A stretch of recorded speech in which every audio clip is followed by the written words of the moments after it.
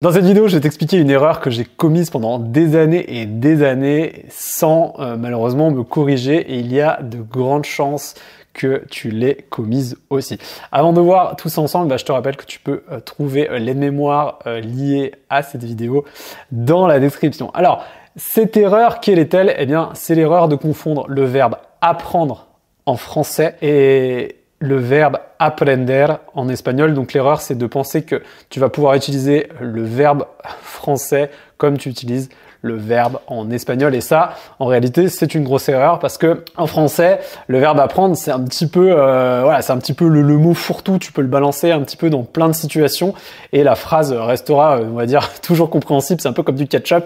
Voilà, tu peux en mettre sur les patates, le riz, tu peux en mettre un petit peu partout, même si on est d'accord, ça sera pas forcément très bon, mais c'est l'idée de pouvoir le balancer un petit peu dans tous les plats, etc.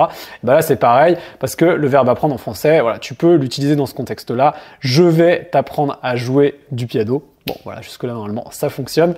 Je suis en train d'apprendre l'espagnol, par exemple. Également, le verbe apprendre, ici, ça fonctionne aussi. Et j'ai appris que Pablo avait été licencié. Eh bien, dans cette phrase, le verbe apprendre, il marche également. Donc, tu le vois, tu peux le mettre un petit peu à toutes les sauces. Donc, si on détaille chaque phrase, il y a évidemment des cas différents et c'est ce qui va me servir pour introduire l'utilisation de ce verbe en espagnol. Alors, quand tu dis « je suis en train d'apprendre l'espagnol », eh bien, toi, tu es là et donc tu reçois les connaissances. C'est toi qui es en train d'apprendre, tu reçois les connaissances. Ça, c'est important parce que ça va nous servir pour la suite. Quand tu apprends quelque chose à quelqu'un, eh bien, tu es dans le contexte de je donne les connaissances. C'est moi qui ai les connaissances et je vais les transmettre à quelqu'un, je les donne à quelqu'un. Donc ici en français, ça fonctionne toujours. Je vais t'apprendre à jouer du piano, pas de problème. Et là, on est également sur un sens un petit peu différent, c'est je reçois des informations dans le sens d'être informé de quelque chose. Donc j'ai appris que Pablo avait été licencié, tu ne donnes pas de connaissances, tu ne reçois pas de connaissances, mais tu reçois des informations et tu es donc informé que Pablo, donc ton pote, peu importe, ou quelqu'un dans la société dans laquelle tu travailles, a été licencié. Ça, c'est très, très, très important. Donc, si on se dit que tu vas utiliser le verbe apprendre, c'est comme le verbe aprender en espagnol, c'est la même chose.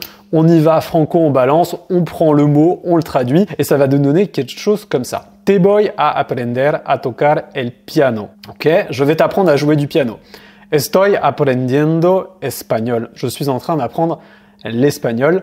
Et cette phrase he aprendido que Pablo fue despedido. Okay, j'ai appris que Pablo avait été licencié. Si tu ne connais pas, entre guillemets, la règle, si tu ne connais pas l'utilisation du verbe aprender, tu vas faire exactement l'erreur que j'ai commise pendant des années. Si tu vas prendre le mot français un peu valise, boum, et tu vas le balancer en traduction classique. Sauf que, ça marche dans certains cas et dans d'autres, ça ne fonctionne pas. Et donc, je vais t'expliquer le pourquoi du comment. Alors, tout à l'heure, je t'ai expliqué, je reçois les connaissances, je donne les connaissances, etc. Et donc, suivant dans quel cas tu vas te trouver, le verbe que tu vas utiliser, ne sera pas le même. Donc, exemple en espagnol, donc je reçois les connaissances. Donc là, tu vas pouvoir prendre ton verbe. Enfin, tu vas prendre ton verbe apprendre et tu vas le mettre en espagnol, aprender. Là, dans ce cas-là, pas de problème. Je suis en train d'apprendre l'espagnol. Estoy aprendiendo español. Je suis en train d'apprendre l'espagnol. Les deux fonctionnent, pas de souci. Par contre, à partir de cet exemple, nous avons un problème. Dès que tu vas donner les connaissances à quelqu'un, donc c'est toi qui possèdes le savoir, tu vas les donner à quelqu'un, tu ne vas pas utiliser le verbe apprendre, tu vas utiliser le verbe enseñar, c'est comme enseigner quelque chose. Dans cet exemple-là, c'est pas je vais t'apprendre à faire tatati tatata, c'est te voy a enseñar a tatati tatata. Dans mon exemple, c'est te voy a enseñar a tocar el piano. Donc je vais t'apprendre à jouer du piano, mais en espagnol, ça sera enseñar. Et ça, c'est très très important parce que le nombre de fois dans une conversation où quand j'ai dit à une personne je vais t'apprendre à faire quelque chose et j'utilise le verbe aprender, te voy a aprender, c'est une erreur. C'est te voy a enseñar. Et tu dois l'avoir en tête dans une prochaine conversation, dans un texte ou peu importe ce que tu vas en faire.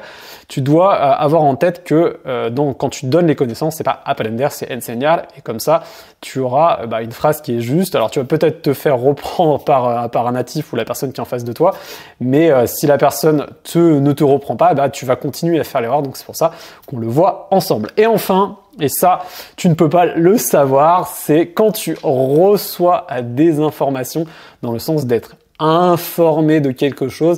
C'est encore une fois pas le verbe aprender, ce n'est pas j'ai appris que et tu fais la traduction. Tu vas utiliser le verbe enterarse, ok? Enterarse. Donc ça veut dire être informé de quelque chose. Donc dans cet exemple, tu vas pouvoir dire donc j'ai appris que Pablo avait été licencié, me he enterado de que Pablo fue despedido, ou éventuellement me he enterado de que a Pablo lo despidieron.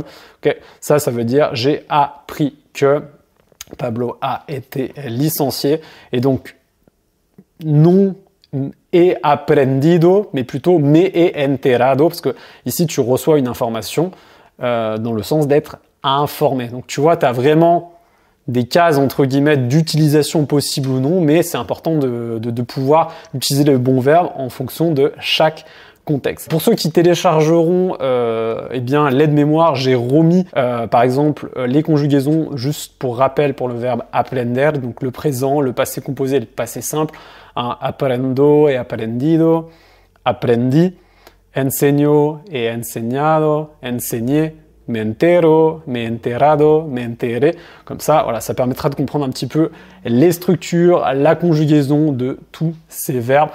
Donc tu n'oublies pas, tu donnes les connaissances, c'est le verbe enseñar. Tu reçois les connaissances, c'est le verbe aprender. Et quand tu reçois une information dans le sens d'être informé, eh bien c'est le verbe enterarse. Ok, voilà, c'est tout pour cette vidéo et on se voit la prochaine fois. Cuídate y nos vemos pronto.